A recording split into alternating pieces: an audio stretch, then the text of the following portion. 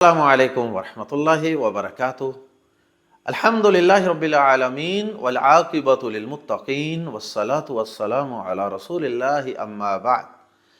بسم اللہ الرحمن الرحیم۔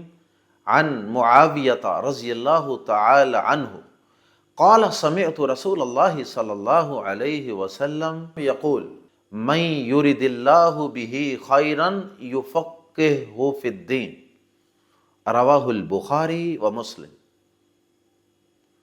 حضرت معاویہ رضی اللہ تعالی عنہ بیان کرتے ہیں کہ اللہ کے رسول صلی اللہ علیہ وسلم کو میں نے یہ بات فرماتے ہوئے سنا۔ آپ نے فرمایا، اللہ جس شخص کے ساتھ بلائی کا ارادہ فرماتا ہے اللہ اسے دین کی سمجھ بوجھ عطا فرما دیتا۔ ناظرین کرام، بہت ہی خوبصورت اور پیاری حدیث مبارکہ ہے جس میں اللہ کے پیارے نبی صلی اللہ علیہ وسلم نے دین کی سمجھ بوجھ حاصل کرنے کی اہمیت اور فضیلت بیان فرمائی۔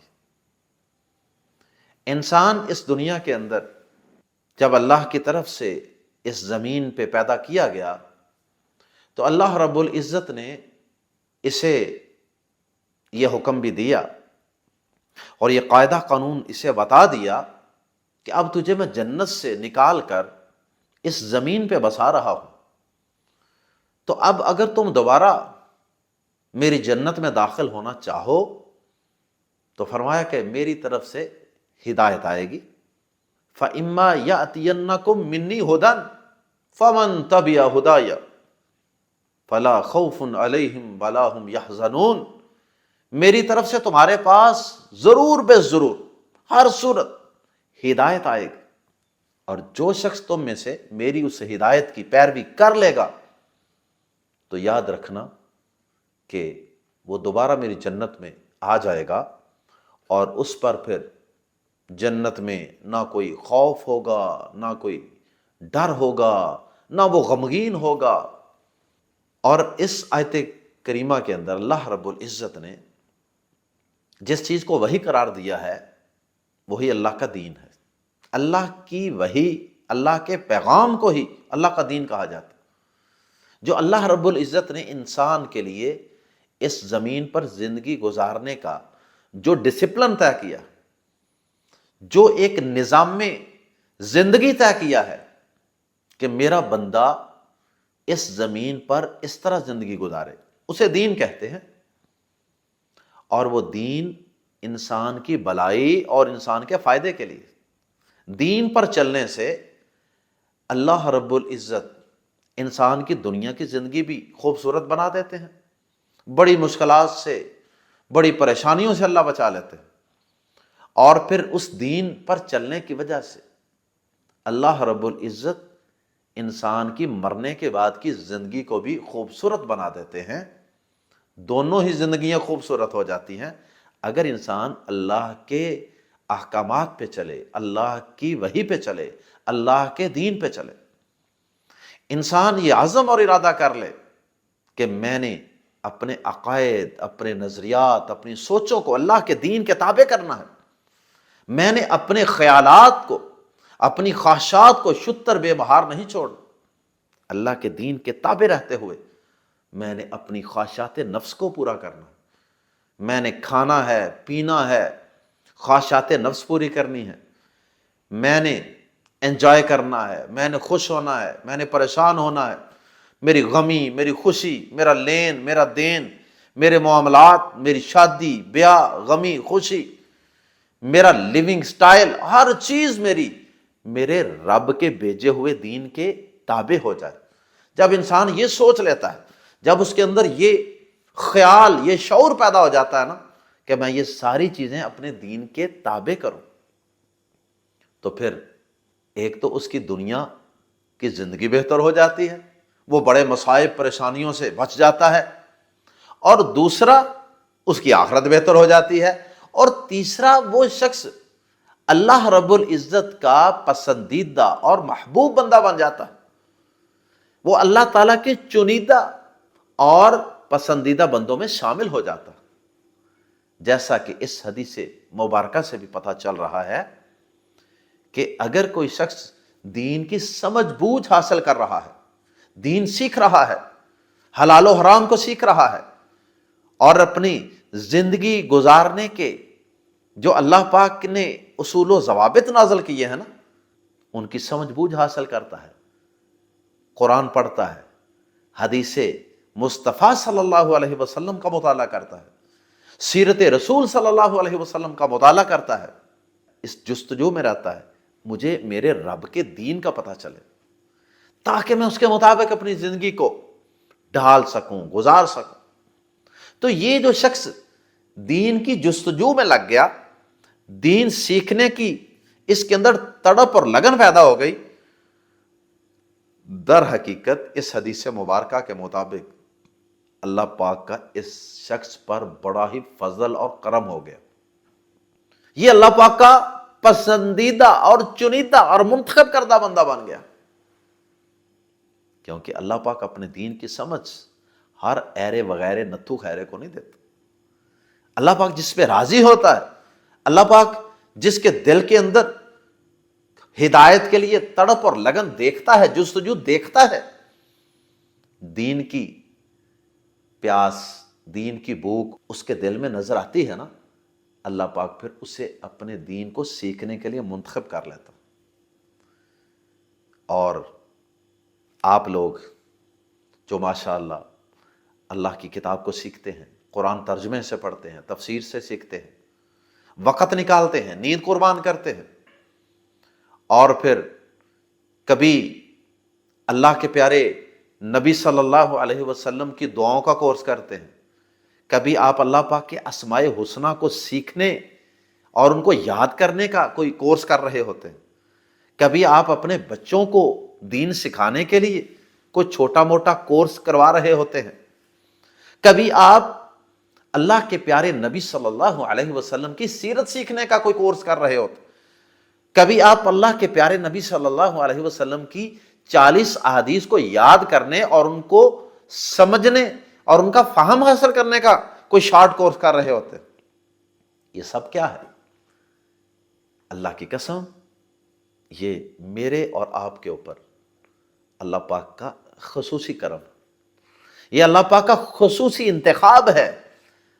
یہ اس بات کی علامت ہے ہمارا دین سیکھنا سکھانا کہ اللہ پاک ہمارے ساتھ خیر کا، بلائی کا، اچھائی کا ارادہ رکھتا ہے۔ اللہ نے ارادہ کر لیا ہے کہ میں نے ان بندوں پر اپنی رحمت فرمانی۔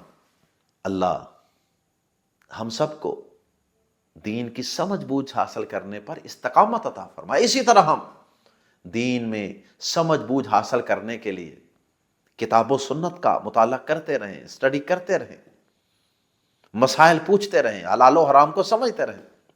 آج بدقسمتی سے ہم اپنے بچوں کو، ہمیں سے اکثریت ان لوگوں کی ہے، مسلمانوں میں سے، کلمہ پڑھنے والوں میں سے اکثریت ان لوگوں کی ہے جو نہ خود دین سیکھنا چاہتے ہیں، نہ اپنے بچوں کو دین سکھانا چاہتے۔ اگر ہم خود بھی سیکھتے ہیں تو صرف دنیا، اپنے بچوں کو سکھاتے ہیں صرف دنیا، خود پڑھتے ہیں صرف دنیا کا علم، بچوں کو پڑھاتے ہیں صرف دنیا کا علم۔ کالجوں میں، یونیورسٹیوں میں، میڈیکل کالجز ہیں، جن یونیورسٹیز ہیں، M Phil, P H D, M B B S, engineering, commerce, business, کوئی اپنے بچوں کو کچھ سکھا رہا ہے، کوئی کچھ سکھا رہا ہے، اور خود بھی اس نے ساری زندگی انہی دنیا کی ڈگریوں اور دنیا کے علوم کو حاصل کرنے کے اندر ساری زندگی گزار دی، لیکن کبھی نہ خود اللہ کا کلام سیکھا، نہ خود اللہ کی طرف سے نازل ہونے والی وحی کو خود سیکھا، نہ اپنی زندگی کے مقصد کو پہچانا، نہ اپنے رب کی صفات کا علم حاصل کیا، نہ حلال و حرام کا علم حاصل کیا، اور نہ ہی آگے اپنے بچوں کو دین سکھانے کی اور یہ سب چیزیں سکھانے کی جستجو، تڑپ، لگن کچھ بھی نہیں۔ اللہ ماشاء اللہ، اکثریت یہ سوچتی ہے میرا بچہ میرے بعد میرے والا کاروبار سیکھ لے، میرے والا بزنس سیکھ لے، میرے بعد میرا بچہ یہ کام سنبھال لے، یہ فیکٹری، یہ بزنس، یہ جاب، یہ زمینیں، یہ زراعت، یہ ایگریکلچر، میرا بیٹا اچھے طریقے سے سنبھال لے، اور صرف اچھے طریقے سے میرے بزنس کاروبار کو سنبھال نہ لے، بلکہ مجھ سے کہیں آگے بڑھ کر یہ اس بزنس کو اور آگے بڑھائے۔ دنیا سکھانے کی فکر ہے، اللہ کی قسم، دین سکھانے کی فکر ہی کوئی نہیں۔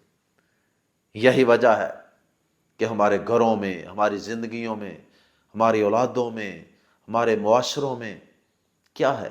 بے سکونی ہے، بے سکونی ہے، کیونکہ دین ہم سیکھتے نہیں۔ ساری کی ساری دوڑ ہماری مادیت کے پیچھے، روپیہ، پیسہ، بیڈ، صوفہ، اے سی، گاڑی، کار، موبائل، برانڈ، بس سب مادی چیزیں ہیں۔ ہم اتنے مٹیریلسٹک ہو چکے ہیں، دین سمجھنے کے لیے شوق ہی کوئی نہیں۔ اگر دین سیکھنے سکھانے کا شوق نہیں، اگر اپنے بچوں کو دین سیکھنے سکھانے کی لگن نہیں، تو اللہ کی قسم ہمارا رب ہم پر راضی نہیں ہے، ہمارا رب ہم سے خوش نہیں ہے۔ دنیا جتنی مرضی مل جائے، ہمارا رب ہمارے ساتھ بلائی کا خواہش مند نہیں ہے۔ ہمارے رب نے ہم سے بلائی اور اچھائی کا، خیر کا کوئی ارادہ نہیں کیا ہوا۔ اگر ہم یہ چاہتے ہیں کہ ہمارا رب ہم سے بلائی کا ارادہ کر لے، اللہ ہم سے خوش ہو جائے، اللہ ہمیں اپنے مقرب بندوں میں، اللہ ہمیں اپنے چنیدہ بندوں میں شامل کر لے، تو پھر اس حدیث مبارکہ کے مطابق ہمیں دین سیکھنا ہوگا۔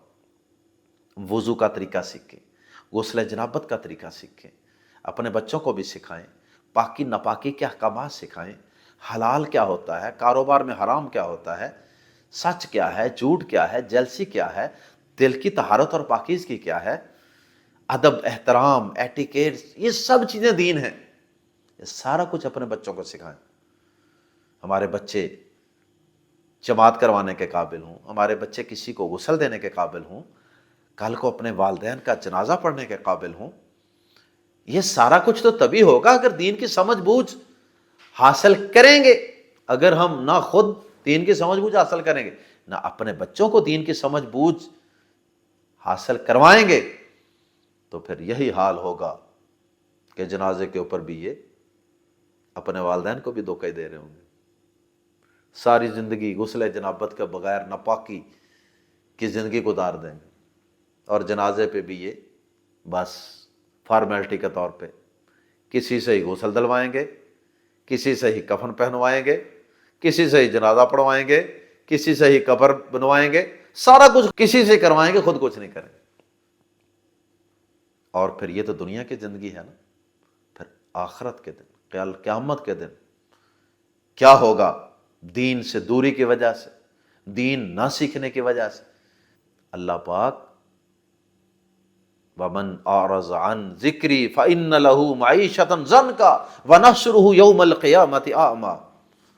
جو ہمارے ذکر سے، ہمارے قرآن سے، ہماری وحی سے، ہمارے دین سے اعراض کرے گا نا، اللہ پاک فرماتے ہیں کہ پھر ہم اس کی معیشت، اس کی زندگی اس پہ تنگ کر دیں گے، اور کل قیامت کے دن ہم اسے بطور عبرت اندھا کر کے دکھائیں گے، ہم اسے اندھا کر کے لوگوں کے سامنے اٹھائیں گے۔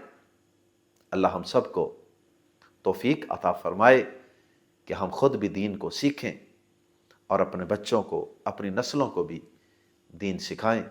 سبحانک اللہم و بحمدک اشہد ان لا الہ الا انت استغفرک و اتوب الیک۔